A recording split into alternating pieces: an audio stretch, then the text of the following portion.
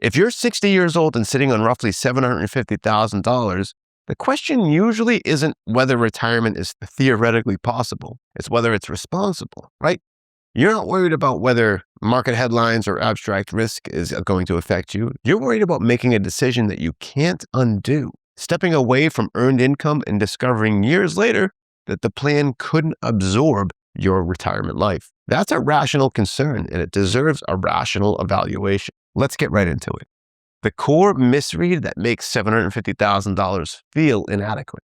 The first mistake people make with a number like $750,000 is evaluating it like a static pile of money. It gets compared to round numbers, generic retirement targets, and timelines that assume a portfolio has to do that same job forever. But none of those comparisons are especially useful.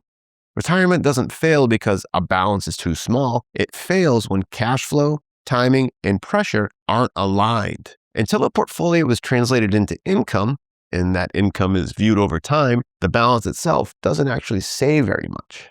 When we evaluate situations like this, we're not asking what a portfolio could do in ideal conditions. We're asking what it can reasonably be relied on to do when withdrawals begin before markets have had a chance to cooperate. That's why planners often look at conservative income ranges, not as rules or prescriptions, but as a way to translate a portfolio into dollars under stress-tested assumptions. This approach is consistent with long-standing retirement income research that focuses less on average returns and more on how portfolios behave once withdrawals begin. At that level, a $750,000 portfolio might reasonably be expected to contribute something in the range of $26,000 to $30,000 a year before taxes, depending on allocation in certain conditions. And that figure isn't strategy, it's just a reference point, a 3.5% to 4% withdrawal rate, and its role is to frame scale, not declare readiness.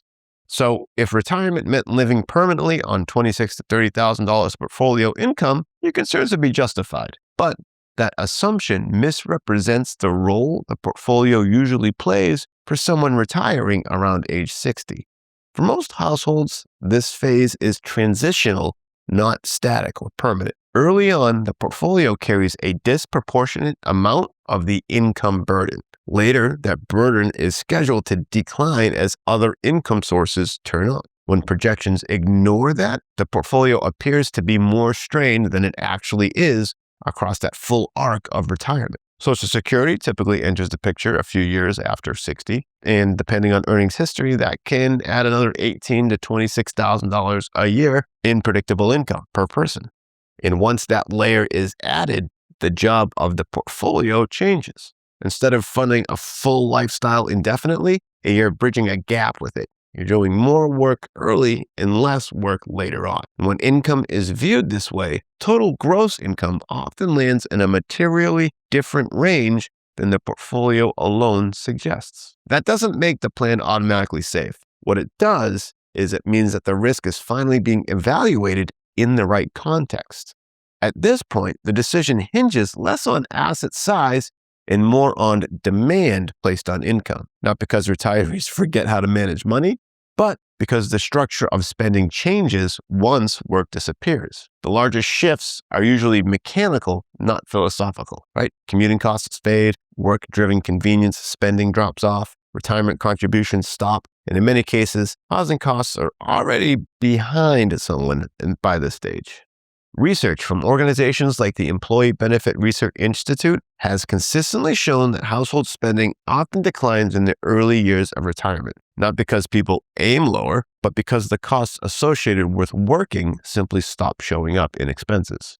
Again, this isn't permanently, but often enough that it meaningfully alters the pressure that is placed on the portfolio in those early years. This is why sustainability is ultimately a cash flow question, not an asset level question. Two households with identical balances can experience vastly different outcomes depending on how much income their lifestyle actually demands and when. This is why it's important to understand your unique situation. If you'd like to see how your portfolio income needs plays a role in your retirement plan, click on the link below and fill out the questionnaire to receive a personalized video that discusses your situation.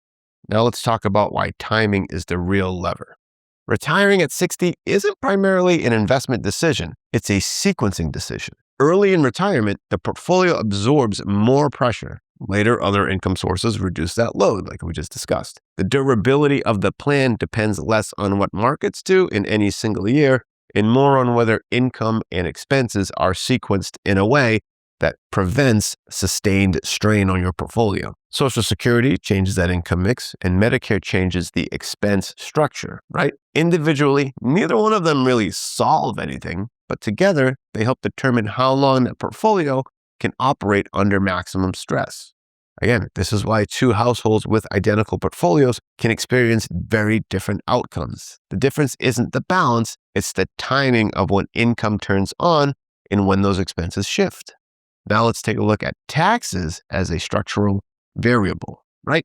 There's one more factor in this window that quietly shapes outcome: taxes. The early years after earned income stops, but before Social Security and required minimum distributions fully turns on, are often among the lowest tax years that a household will experience. How withdrawals are coordinated during this phase can materially affect how much friction your portfolio will experience over time. If you handle it intentionally, taxes reduce drag on your plan. If you handle it passively, it could potentially compound it. Nothing about the portfolio changes. The difference is how efficiently income is accessed when flexibility is at its highest. So where does that fear actually come from? When people say that they're uncomfortable retiring at age 60 with 750 grand, they are rarely talking about deprivation. They're talking about uncertainty. The discomfort doesn't come from believing money will immediately run out. It comes from not knowing whether a plan has enough structure to it so it can adapt, whether that can absorb changes in the markets, spending, healthcare, or taxes, right? When income, spending, timing, and taxes are evaluated together, the decision stops feeling binary. I can make it or I can't. It becomes conditional and judgment-based rather than emotional. And that's usually when fear gives way to clarity, not because risk disappears, but because it's finally visible. Let's talk about a clearer way to think about this decision. This doesn't mean retiring at age 60 with $750,000 is the right decision for everyone. It does mean that dismissing the idea based on your balance alone is usually an oversimplification. For many people, the situation is far more workable than it initially appears once the decision is evaluated as it actually unfolds. Over time, with income layers, shifting expenses, and tax considerations all interacting. If the question you keep circling is, well, what if I'm wrong? The answer isn't another benchmark or a rule of thumb. You need to understand clarity, understanding how the decisions behave, not just how everything looks on paper. And again, this is why it's important to understand your unique situation. And again, if you'd like to see how your portfolio income needs plays a role in your retirement plan, click on the link below and fill out the questionnaire to receive a personalized video that discusses your situation. Until next time, take care.